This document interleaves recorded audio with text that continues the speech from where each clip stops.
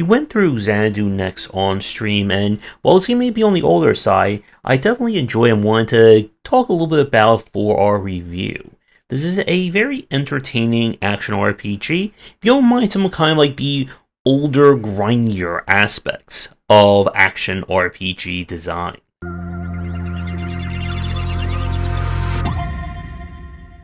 Xanadu Next is a long follow-up away from an earlier game from Nihon Falcom called Xanadu, and I can tell you I did not play that one at all. But here, we have an action-adventure. You play a knight who has been taken to a mysterious island with the help of a scholar to try and unearth the mysteries of a castle that keeps showing up, and you are murdered within about 10 minutes. In order to reclaim your life and solve the mysteries, you must explore the island, get into lots and lots of fights, and of course, level up any which way you can. So in this one, each area is 100% handmade. There is no RNG to the level design at all. Your job is to explore each biome, conquer the major bosses, and find any essential upgrades and items that will let you move further into the island. The combat here is pure action RPG. You do not have a dedicated dodge. Instead, you can block attacks if you are facing them with your shield, and you can also try and score backstab attacks on enemies. You have a light attack and a special move that you can apply up to 4 of in your kind of hotbar. The game features a progression system of unlocking new skills using your gear. Every piece of gear involving weapons has an associated skill to it. These skills will either be actives in the form of a new attack, or passives that change your character, give you additional buffs, consequences, side grades, etc. Use the weapon enough times, get up to 100% familiarity, and it will be permanently available. And you can take every weapon up to 200% familiarity as a way of kind of boosting a little bit further if you haven't acquired the means of getting the next weapon.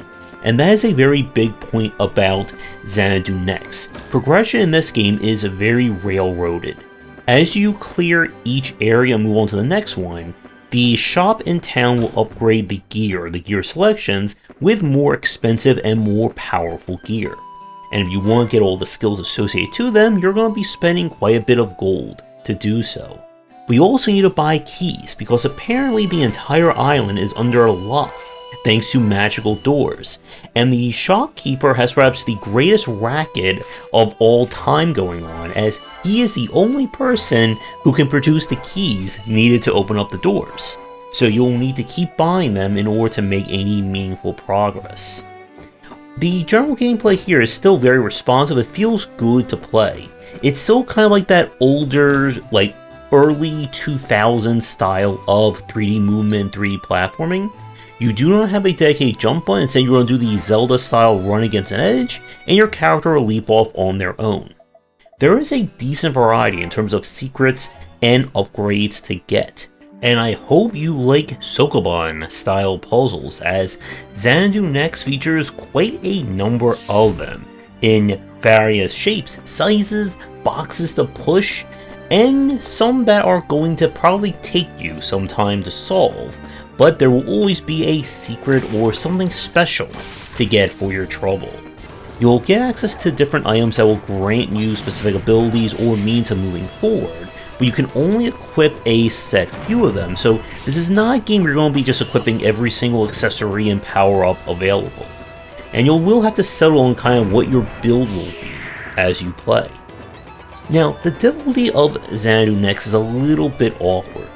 This is definitely an action RPG, and a very heavy emphasis on the RPG side in terms of how stats dictate your chances of survival. If your attack value is simply too low, you will not be able to make a dent with any enemy whatsoever. And I found kind of like the first quarter to first half of the game to be a little bit slower in that respect.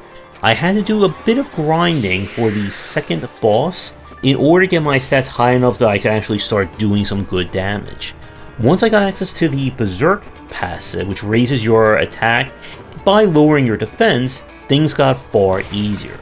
and I found kind of the back half of the game to be a little bit more enjoyable than the front half once I was kind of like either at or above the power curve for each respective area.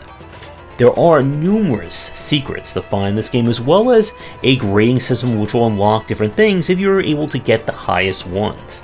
And doing that is going to take some work, as the game certainly grades you on a lot of different factors, including how many times you've died as well.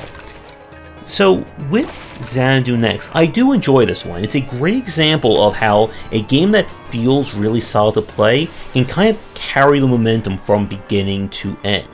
There are a little bit of bonus stuff, including a very difficult optional dungeon if you really want to push yourself and get all the fanciest loot in the game. And again, if you are a fan of action RPGs and looking for one that's not going to take up too much of your time, but still is entertaining from beginning to end, then this is definitely a recommendation to check out Xanadu Next. Apparently there is another game in the series, I think it's Tokyo Xanadu, which I have not played at all. So maybe at some point we'll take a look at that one as well. But that's going to do it for this quick review. This was played with a retail key. And as always, let me tickle your game for a future stream and video does not have to involve actions or RPGs in them. Please reach out. And with that said, have a great rest of your day and see everyone in the next video. Thanks for watching and a special thank you to our Patreon supporters. If you enjoyed the video, do the YouTubing stuff. Be sure to visit our Discord and Patreon, and if you're interested in more in my thoughts on design, check out my game design books.